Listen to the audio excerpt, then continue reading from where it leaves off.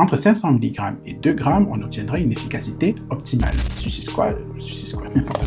Squad Nutrition semble donc faire du bon boulot jusqu'à présent. La question naturelle à se poser, c'est qu'est-ce que ça fait là? Yo, ça fait un bail qu'on n'a pas fait de vidéo longue, j'espère que vous allez bien. Et aujourd'hui, je vous reviens avec un nouveau format. Analyser la composition d'un produit. Celui-là. La pré-workout de chez Squad Nutrition, saveur tropicale. Les pratiquants de muscu savent à peu près tous de quoi il s'agit. C'est une marque de boisson sportive très connue. Et aujourd'hui, l'idée, c'est de vous présenter la composition de cette boisson et de vous dire si, selon moi, c'est un produit très bien formulé ou pas du tout, quels sont ses avantages, quels sont ses inconvénients. Ce que je vous propose, c'est de faire une analyse ingrédient par ingrédient. Et en fait, dans ce produit, on a deux grands groupes d'ingrédients. Les ingrédients que je vais qualifier de principaux, ceux-là, parce que la marque a décidé de mettre un dosage.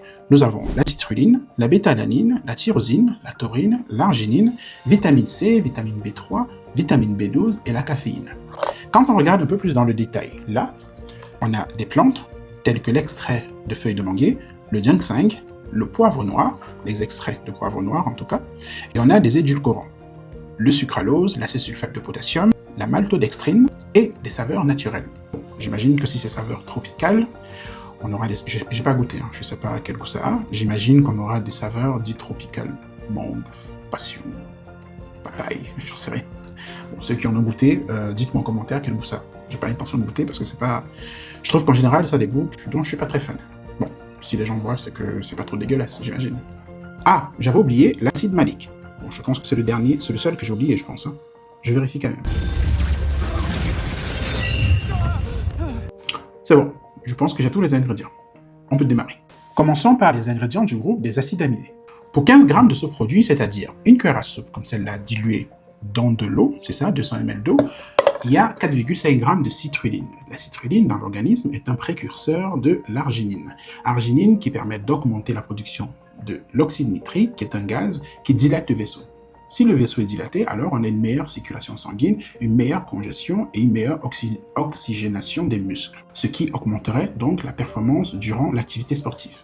La littérature scientifique s'accorde à dire que pour que le produit soit efficace par prise, il faudrait à minima 3 g. Ici, on a 4,5 g, ce qui est très bien, c'est une bonne moyenne, on va dire ça comme ça. Quant à la bêta-alanine, ici elle est dosée à 4 g pour 15 g de produit. Son rôle est de principalement produire la carnosine intramusculaire qui est là pour tamponner l'acidité du muscle. Quand on pratique une activité sportive pendant un certain temps, on commence à sentir des brûlures musculaires. Cette brûlure musculaire est due à la concentration trop importante pendant l'effort de l'acide lactique. La carnosine est là pour augmenter le pH et ainsi retarder la fatigue musculaire. Par contre, cet ingrédient a un léger effet secondaire. Pour ceux qui prennent ce produit, vous pouvez ressentir, après quelques minutes de prise, des picotements sur toute une partie de votre corps. C'est pas bien grave, mais ça peut être gênant. C'est tout. Pareil, 4 g de bêta-alanine semble être optimal pour ce type de produit. Jusque-là, aucune faute. Quant à la tyrosine, biologiquement, c'est un précurseur de la dopamine et de la noradrénaline, qui sont des hormones que nous avons déjà vues dans la vidéo hormones et performance sportive, mais qui sont aussi des neurotransmetteurs. Ils jouent un rôle très important dans la concentration et aussi dans l'effort physique, la gestion du stress. Les études tendent à montrer que entre 500 mg et 2 g, on obtiendrait une efficacité optimale. Ici, il est dosé à 1 g. Squad, n'importe quoi. Squad Nutrition semble donc faire du bon boulot jusqu'à présent. Mais continuons, il y a encore plein d'autres ingrédients. Nous sommes toujours dans la classe des acides aminés. La taurine est une substance qui a déjà plusieurs effets. Avec la présence de la citrulline, qui a déjà pour effet d'augmenter la performance sportive, la taurine ici, dosée à seulement 1 g, semble plutôt être mis là pour d'autres effets, que je considérais comme étant antioxydants et cognitifs. Ce qui serait logique, parce que la citrulline est déjà très bien dosée et à 4,5 g, les performances sont déjà très bien augmentées. Donc ça me paraît pas déconnant de mettre 1 g de taurine. Comme dernier acide aminé, on a l'arginine, la L-arginine pour être précis. Je suis un peu dubitatif de sa présence parce que, comme on l'a vu, la citrulline est un précurseur de l'arginine, est mieux absorbée que l'arginine elle-même. Et on a aussi vu qu'il faut une bonne dose de citrulline pour que ce soit efficace. Là, on n'a que 500 mg d'arginine contre 4,5 g de citrulline, ça me paraît un tout petit peu léger. Donc, la question naturelle à se poser, c'est qu'est-ce que ça fait là? On va me dire, peut-être que c'est pour un effet synergique avec la citrulline. Bon, je pense que la citrulline se suffisait déjà à elle tout seul dans ce produit. L'arginine, je ne sais pas trop pourquoi est-ce qu'ils l'ont mis. J'ai l'impression que c'est plus commercial qu'autre chose. Dites-moi en commentaire si c'est votre impression aussi. Fini les acides aminés, maintenant place aux vitamines. Ici, dans ce produit, on a 3 vitamines, la vitamine C, la vitamine B3 et la vitamine B12. Chaque vitamine a sa fonction. La vitamine C, comme tout le monde le sait, est un très très bon antioxydant et c'est même des fois l'antioxydant de référence lorsqu'on fait des études sur des propriétés antioxydantes de manière générale. La vitamine B3, via ses réactions biochimiques, permet de soutenir la production d'énergie.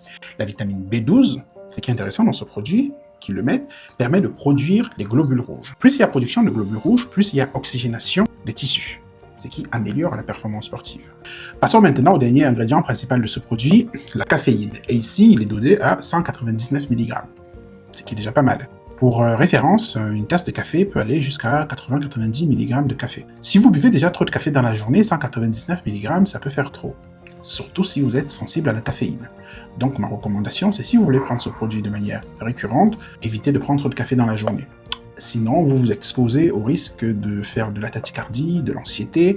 Les problèmes cardiovasculaires, c'est un peu plus rare, mais vous n'êtes à l'abri de rien. Mais ça ne me surprend pas que la caféine apparaisse dans les ingrédients d'un produit comme celui-là. Il est très important finalement pour une activité sportive. Ça permet de booster son énergie, de booster la force, de booster l'excitabilité. Bref, pour performer, la caféine, c'est quand même un bon ingrédient, quoi. Les éléments principaux que je viens de citer, à eux seuls, ne peuvent pas donner le produit que nous avons là-dedans, cette poudre-là. Pour l'obtenir, il faut donc protéger ces éléments qu'on peut considérer comme étant des principes actifs. Par exemple, quand vous avez un comprimé de paracétamol, il n'y a pas que du paracétamol. Le principe actif qu'il y a dans un comprimé, il y a ce qu'on appelle du produit de remplissage, une formule de formulation. Ici, on a donc de l'acide malique, du sucralose, de l'acésulfate de potassium, des saveurs naturelles pour donner un goût, sinon c'est dégueulasse. Tous ces produits permettent de formuler le produit pour qu'il ressemble à ce qui est là-dedans. Et pour terminer, nous avons les différents extraits que j'ai cités un peu plus tôt dans la vidéo. Il y a les extraits de feuilles de manguier, les extraits de racines de ginseng et ensuite les extraits de poivre noir titrés en piprine. Très important qu'il précise le mot piprine parce que la piprine est l'actif du poivre noir qui permet, de manière générale, à améliorer l'absorption d'un bon nombre de ces produits. Donc ces produits ici sont cités là et non là, c'est parce qu'en fait, ils ont pour objectif de supporter les ingrédients principaux et non d'être des ingrédients principaux eux-mêmes. Contrairement à d'autres compléments alimentaires où le ginseng, par exemple, fait partie des actifs, entre guillemets, si on peut appeler ça comme ça. Donc, le poivre noir, avec sa piprine, permet d'améliorer l'absorption des ingrédients principaux qui sont là. Quant au ginseng et aux feuilles de manguier, on le considère comme étant adaptogènes, c'est-à-dire ce sont des substances qui permettent de mieux gérer le stress, qu'il soit physique, émotionnel ou encore sportif. Voilà pour ce qui est de la composition. J'espère que j'ai fait le tour et que j'ai rien oublié. Je ne pense pas. Dites-moi en commentaire si j'ai oublié quelque chose. Alors, que penser du pré-workout de chez Squad Nutrition? Vous l'aurez compris tout au long de la vidéo, que c'est un produit plutôt bien formulé, plutôt bien dosé, donc j'ai pas grand-chose à redire dessus, à part l'arginine et la caféine. Bon, c'est pas bien grave, je suis pas contre le goût. Non, je vais pas le goûter pour vous. Merci encore d'avoir regardé la vidéo jusque-là. Je te dis à très vite pour une prochaine vidéo.